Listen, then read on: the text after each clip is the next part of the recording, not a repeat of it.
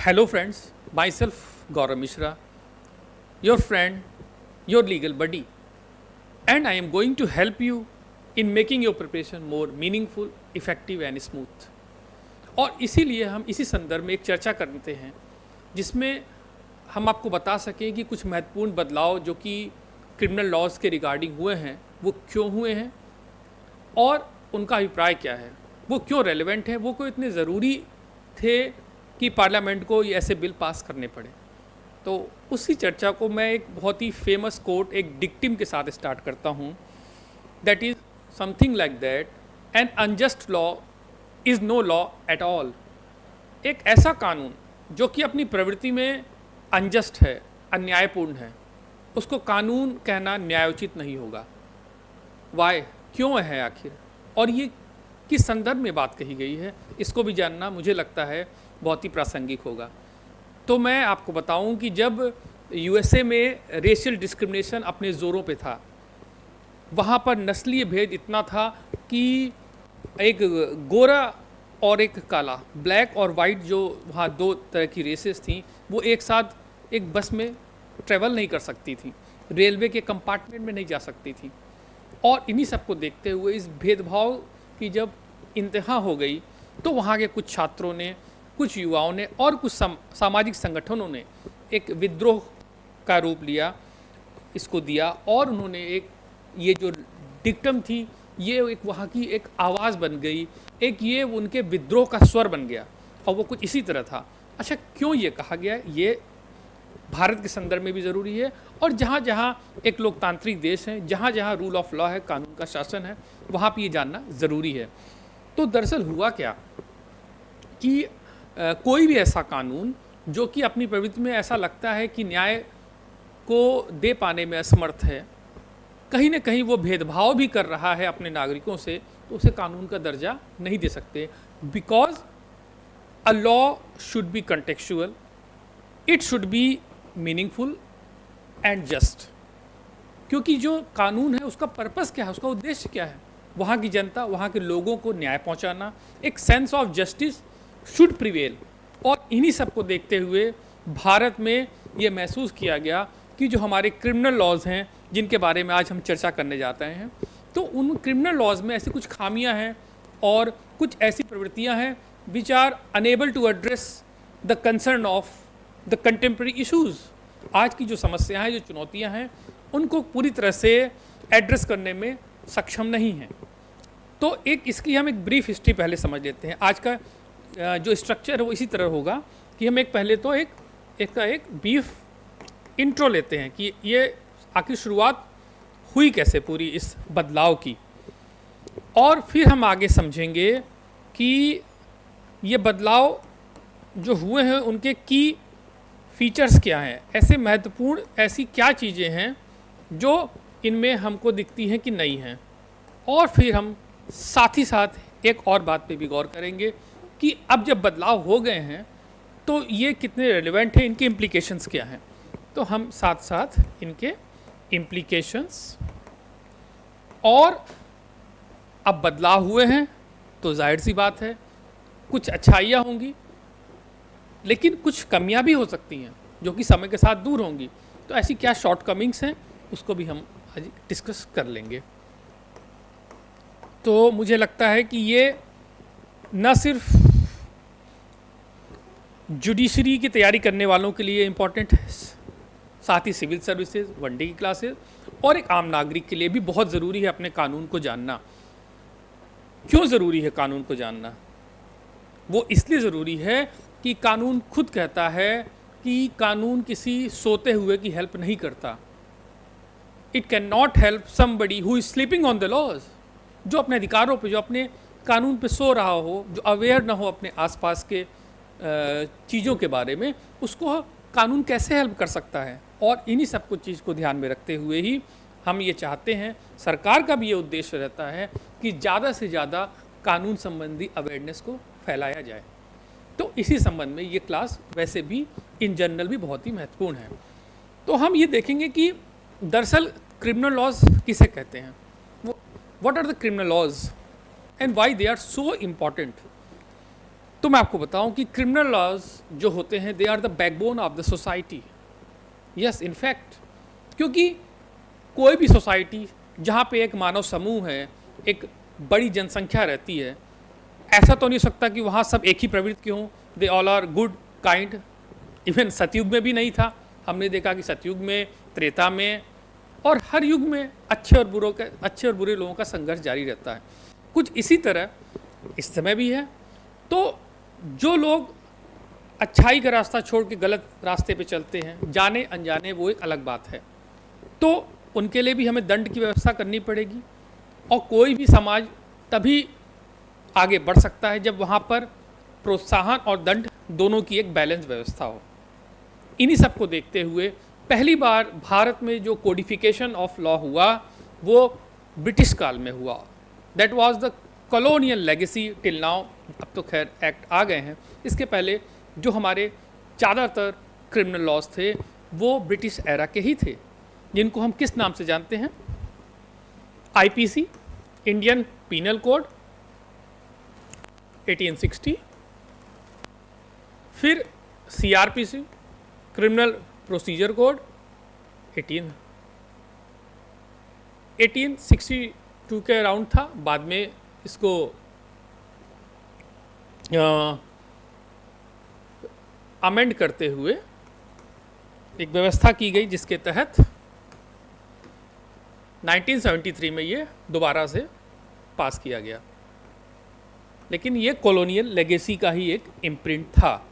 फिर उसके बाद इंडियन एविडेंस एक्ट जो कि पास हुआ है 1872 में। ठीक है, तो 3 प्राइमरली हमारे क्रिमिनल लॉज थे और उन्हीं को चेंज करते हुए अब क्या बना है? आईपीसी को कहा जाता है अब, अगर हम देखें तो अब हम देखते हैं कि आईपीसी जो कि इंडियन पीनल कोड थी, अब वो भारतीय न्याय संहिता हो गई है, भारतीय न्याय संहिता। इसी तरह सीआरपीसी जो कि क्रिमिनल प्रोसीजर कोड था, अब भारतीय न्याय बीएनएस-एसएस। और तीसरा है इंडियन एविडेंस एक्ट जिसको हम कहते हैं अब भारतीय साक्ष्य अधिनियम। तो अब हम इसमें एक मेजर शिफ्ट क्या देख रहे हैं कि नाम में भी अब परिवर्तन किया गया है और साथ ही साथ इनकी मूल भावना में भी एक परिवर्तन है। इसको हम स्टेप बाय स्टेप समझेंगे, लेकिन उसके पहले समझ लेते हैं कि आखिर क्रिमिनल लॉज इंपॉर्टेंट क्यों है। क्योंकि ये एक मोरल कंपास की तरफ भी इशारा करते हैं। एक हमारा जो एक नैतिक धुरी है वो किस तरफ है। क्योंकि कोई भी कानून, चाहे वो सिविल लॉ हो या क्रिमिनल लॉ हो, इसका कहीं ना कहीं context that is going to be with the current society. तो जिस तरह के लॉ होते हैं ये भी साथ साथ रिफ्लेक्ट करते हैं कि सोसाइटी किस तरह की है। तो और सोसाइटी का जो रुख है, जो एक नज़रिया है, वो उन कानूनों के प्रति, उस तरह के गलत एक्ट के प्रति क्या है, ये भी एक ज़रूरी पड़ाव है। तो इन्हीं सब को देखते हुए क्रिमिनल लॉज को बहुत ही ज़रूरी हो जाता है कि हम एक समझ सकें कि क्यों ये इतना इम्पॉर्टेंट है। क्योंकि एक ये हमारी कलेक्टिव एक कॉन्शसनेस को भी शो करते हैं। तो अगर हम आगे बढ़ते हुए हम देखेंगे कि आखिर ये परिवर्तन क्यों हुए, इसमें इसके की फीचर्स क्या हैं, तो हम इसको बेहतर ढंग से समझ पाएंगे। तो लेट्स स्टार्ट। तो हम समझते हैं कि आखिर क्या की फीचर्स या डिफरेंसेस हैं पुराने और नए लॉज में। आखिर ऐसे क्या नए फीचर्स हैं जिनको ज़रूरी समझा गया बदलाव के लिए। तो आइए हम इसको स्टेप बाय स्टेप समझते हैं। पहला जो बदलाव महत्वपूर्ण है, जो कि इसके नाम में भी छिपा है, और वो है एक फिलॉसफिकल शिफ्ट हम देखते हैं। एक मार्क्ड फिलॉसफिकल शिफ्ट है। फिलॉसफिकल, और या फिर हम कह सकते हैं इसको ज्यूरिस प्रूडेंशियल शिफ्ट। आप सब वाकिफ होंगे कानून की, जिसको थोड़ी सी भी समझ है, या जिन्होंने इसकी पढ़ाई की है वो जानते हैं कि ज्यूरिस्प्रूडेंस क्या है। ज्यूरिस्प्रूडेंस न्याय शास्त्र है, इसको हम न्याय शास्त्र कहते हैं। ये कानून की वो ब्रांच है जहाँ पर ये स्टडी किया जाता है स्कॉलर्स के द्वारा कि क्या जो ऑब्जेक्टिव होना चाहिए कानून का, आखिर कानून का जो what is the very purpose of the law and what is the objective of the law। तो इसमें वो थ्योरीज पे डिस्कस किया जाता है कि आखिर कोई भी जब कानून बनता है तो उसका बैकग्राउंड क्या होना चाहिए, किस आधार पे उसको हम कानून कहें, उसका प्राइमरी ऑब्जेक्टिव क्या होना चाहिए। तो नए कानूनों में जो भारतीय न्याय संहिता, BNSS भारतीय नागरिक सुरक्षा संहिता और साक्ष्य अधिनियम, इनके जब हम नाम देख रहे हैं तो पहला जो हम पहली प्राथमिक दृष्टि से समझते हैं वो एक बदलाव देख रहे हैं नाम में ही। तो ये नॉमेनक्लेचर में एक जो डिफरेंस है, it shows what is our approach. पहले हम देख रहे थे कि इंडियन पीनल कोड, भारतीय दंड अधिनियम, अब हम कह रहे हैं भारतीय न्याय संहिता। तो कहाँ दंड और कहाँ न्याय, अब जो एक अप्रोच है दैट इज़ कम्प्लीटली चेंज्ड। अब अप्रोच जो है वो विक्टिम सेंट्रिक है, ना कि दंड centric. No, punishment is not the primary focus. Now our first focus is on the victim to get him justice. तो पहला जो फोकस हम वो यही देख रहे हैं कि ये एक मेजर शिफ्ट जो कि इसमें क्लियर दिख रही है। और ये एक ऐसी अप्रोच बहुत रिफॉर्मेटिव है जो कि पहले नहीं थी। और ये शो करता है कि हमारी जो प्रेजेंट डिस्पेंसेशन है, पार्लियामेंट है, उसने इस बात को समझा और इसको पास किया। फिर हम एक चीज़ और देखते हैं कि मेजर शिफ्ट है वो है simplification of law. Simplification of law एक मेजर जो वर्क इसमें किया गया है वो है कि लॉस को सिंप्लीफाई किया गया है। लॉस को जहाँ पे कोई एम्बिगिटी थी, जहाँ पे कुछ संदेह था, उसमें बदलाव करते हुए कानूनों को एक स्ट्रीमलाइन तरीके से रखा गया है, लॉजिकल तरीके से रखा गया, और जहाँ जिन कानूनों की ज़रूरत नहीं थी उनको रिपील भी किया गया है। क्योंकि कभी कभी ज़्यादा कानून होने से ओवरलैपिंग और कन्फ्यूज़न की भी स्थिति होती है। और आपको मैं बताता चलूँ, इसी वजह से जहाँ आईपीसी में 511 सेक्शंस थे, अब बीएनएस में वही सेक्शन की संख्या घट के 358 रह गई है। और ये क्यों हुआ है? ये इसीलिए हुआ है क्योंकि कानून को स्ट्रीमलाइन किया गया है, उनको एम्बिगिटी से दूर करते हुए जो लॉजिकल, जो ज़रूरी कानून थे उनको रखा गया है। और ये एक महत्वपूर्ण कदम है, इससे एक्सेसिबल और एफिशिएंट जस्टिस की भी संभावना प्रबल होती है। इसी के साथ साथ इंक्लूजन ऑफ मॉडर्न क्राइम्स भी किया गया है। मॉडर्न क्राइम्स आप समझ पा रहे होंगे कि जब ये कानून 1860 के आसपास पास हो रहे थे तो उस दौर की जो चुनौतियां थी, जो संघर्ष थे, चैलेंजेस थे, they are quite different from now. Now we are living in the era of communication, over information, misinformation. Social media है, कोई भी पत्रकार है, कोई भी कुछ इन्फॉर्मेशन शेयर कर दे रहा है, कोई फैक्चुअल करेक्टनेस का पता नहीं है। साइबर फ्रॉड कितना बढ़ चुका है, एक OTP के माध्यम से करोड़ों का वारा न्यारा हो जा रहा है। इन्हीं सबको देखते हुए अब ये ज़रूरत महसूस की गई कि कुछ ऐसे नए जो दंड हैं उनका प्रावधान किया जाए जो कि टैकल कर सके हमारी करंट सिचुएशन को। तो इसीलिए अब कुछ नए कानूनों का प्रावधान किया गया है BNS में, जिसमें कि साइबर क्राइम्स हैं, एक ऑर्गेनाइज्ड क्राइम जिस तरह की तस्करी और ह्यूमन ट्रैफिकिंग देखते हैं, एक बड़े लेवल पे बहुत ही सोफिस्टिकेटेड तरीके से हो रही है। तो उन सबको ध्यान में रखते हुए ये इस तरह के कानूनों का प्रावधान किया गया है। साथ ही साथ सोशल एक अनरेस्ट, एक आपने महसूस किया कि कुछ इस तरह की घटनाएं भी इधर बीच हमने देखी जहां मॉब लिंचिंग हुई है, अफवाहों के आधार पे भीड़ ने लोगों को घेर के मारा है। तो इन सबको देखते हुए भी ऐसे प्रावधान किए गए हैं जो कि सामयिक हैं, रेलेवेंट हैं और कंटेक्चुअल हैं। तो इस लिहाज से भी ये ज़रूरी था। साथ ही नेशनल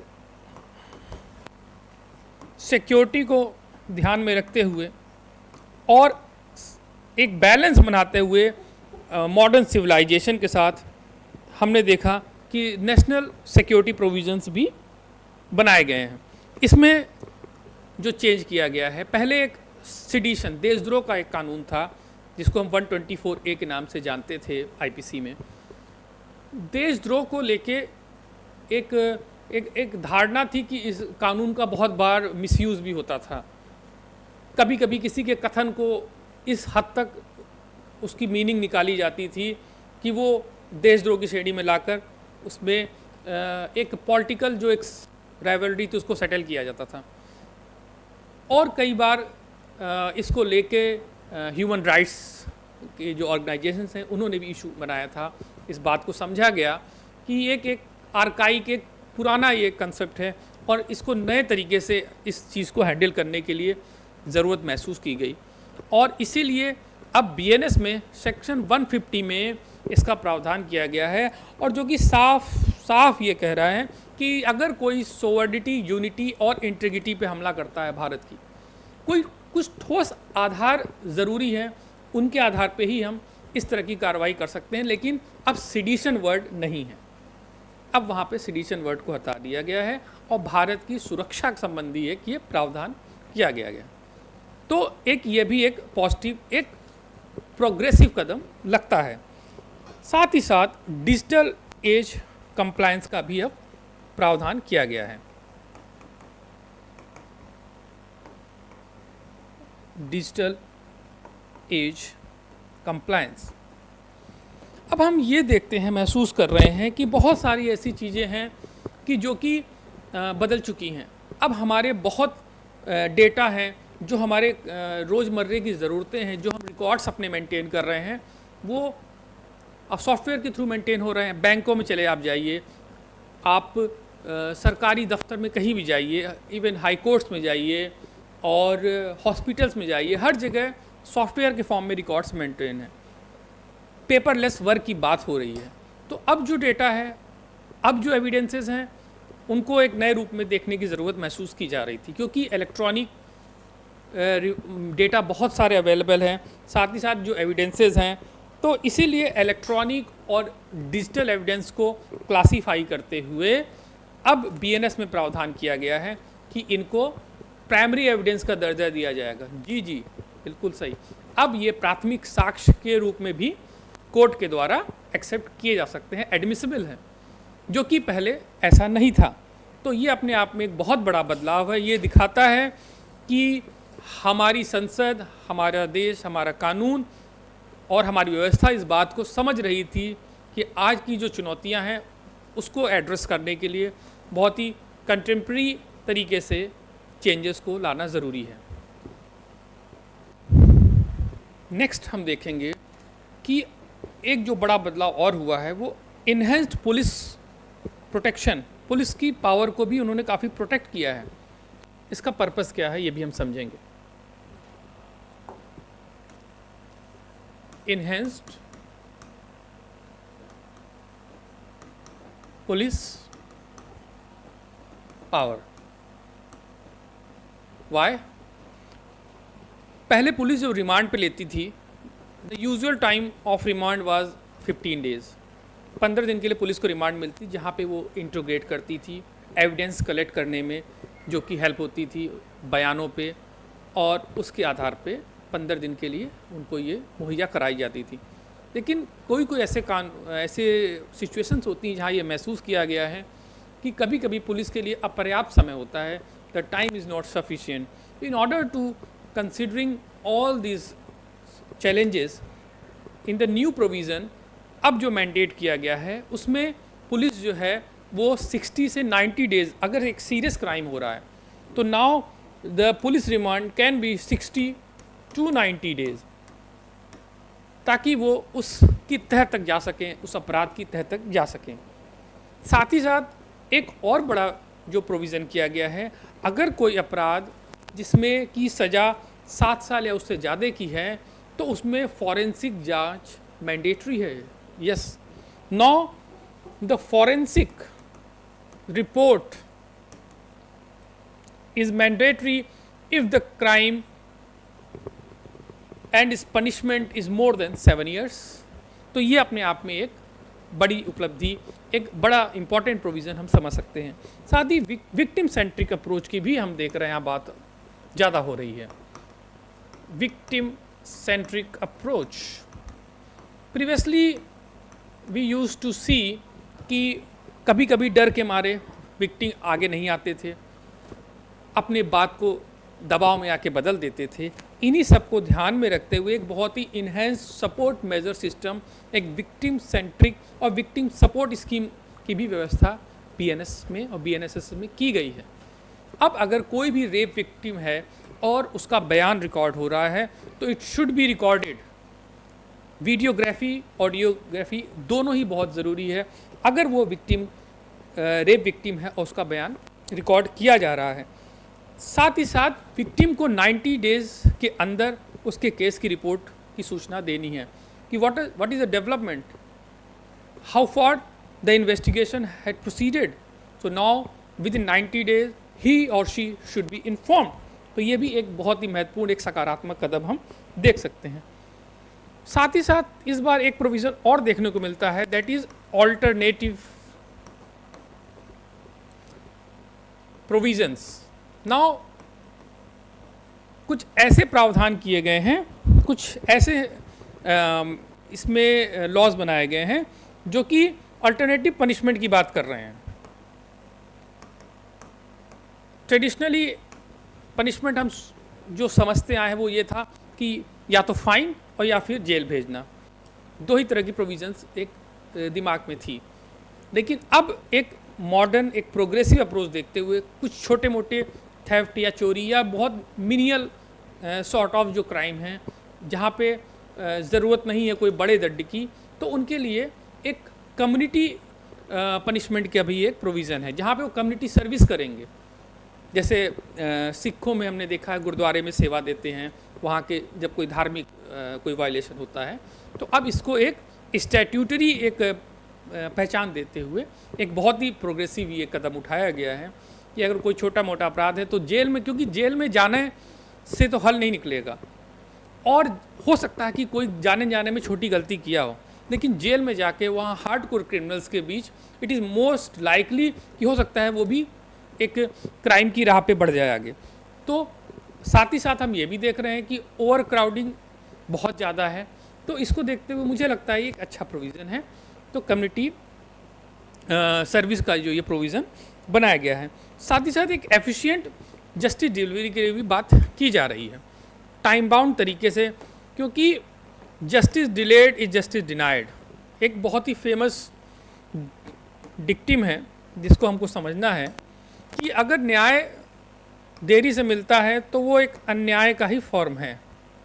ये बहुत ज़रूरी है कि जो जस्टिस डिलीवरी सिस्टम है बहुत ही एफिशिएंट हो, इसीलिए एक ये बहुत अच्छी इनोवेशन है। और इसमें ये कहा गया है कि कोई भी एक बार जब सारी हियरिंग हो गई, cross examination everything has been done, तो 30 दिन के अंदर और मैक्सिमम 60 दिन के अंदर उसका जजमेंट वो डिक्लेयर करना ज़रूरी है, जो कि अपने आप में एक महत्वपूर्ण बात है। साथ ही साथ जो फ्रेमिंग ऑफ चार्ज है it should get completed in 60 days।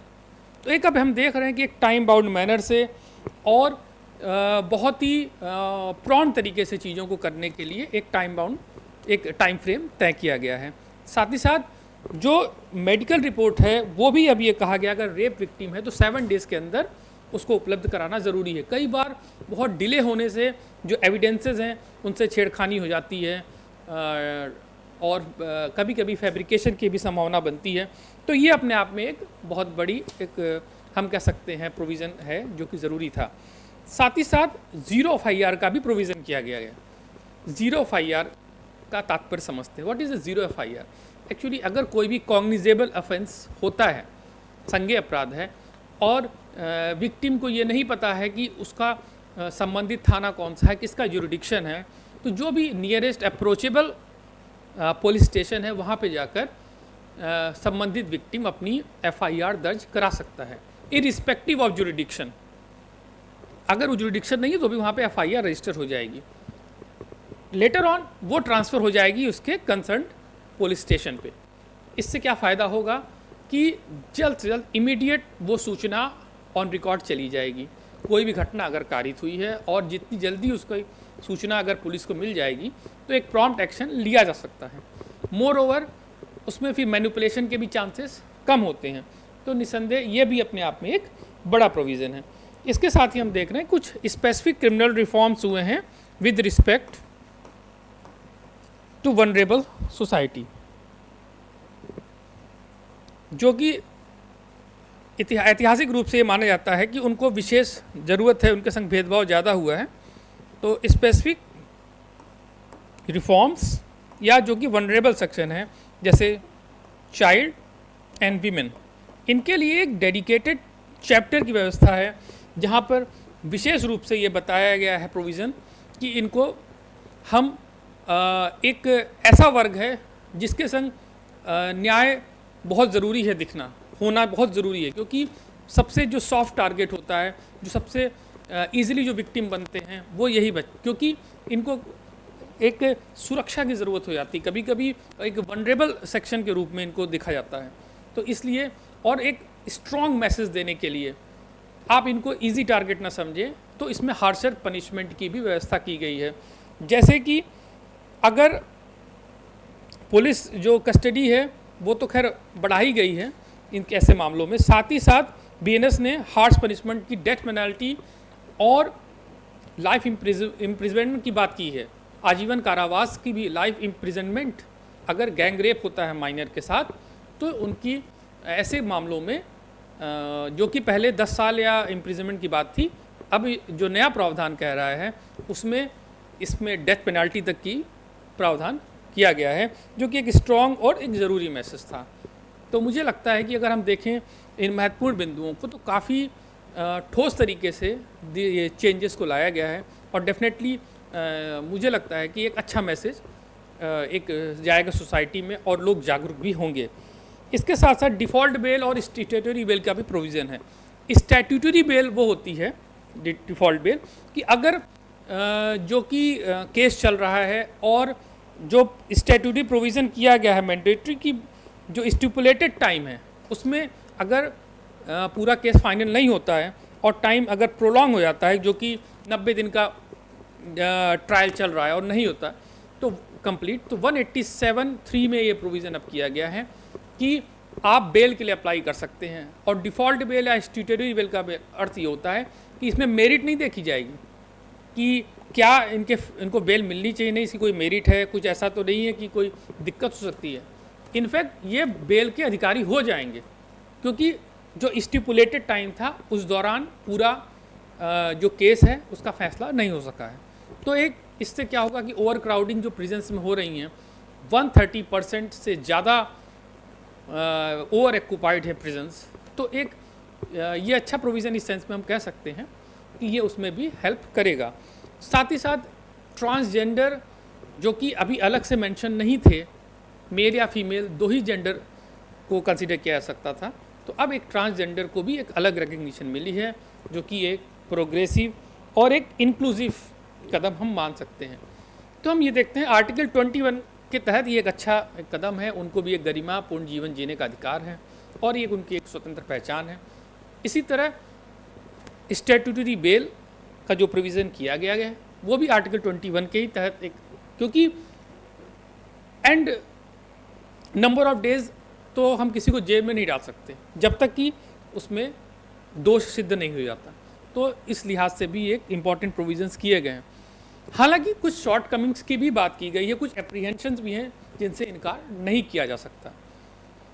Critics का ये कहना है कि ज़्यादातर जो ये चेंजेस हैं ये एक सुपरफिशियल हैं, एक आई वॉश है, जैसे कि सिडिशन।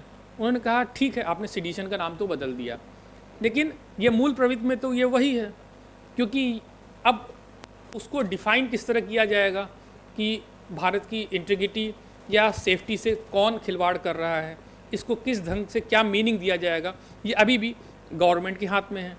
इसी के साथ साथ जो बेल के प्रोविज़न हैं और जो सुधारात्मक कदम उठाए गए हैं वो अपनी इम्प्लीमेंटेशन में कितने ईमानदारी से लागू होंगे, ये भी एक बड़ा सवाल है। तो ये एक शॉर्टकमिंग की बात की गई है। साथ ही हम ये भी देख रहे हैं कि जजेज़ की जो नियुक्तियां हैं वो भी बहुत सारी लोअर जुडिशरी में बहुत ही पेंडिंग है। तो अभी एक रोबस्ट, एक एफिशिएंट जुडिशल स्ट्रक्चर की भी ज़रूरत है। 4.5 करोड़ से ज़्यादा केसेस अदालतों में पेंडिंग हैं। तो ये भी एक बड़ी चुनौती है कि ऐसे में ये नए प्रोविज़न्स कितना हेल्प कर पाएंगे। पहले तो जो बैकलॉग है उनको भी क्लियर करना है।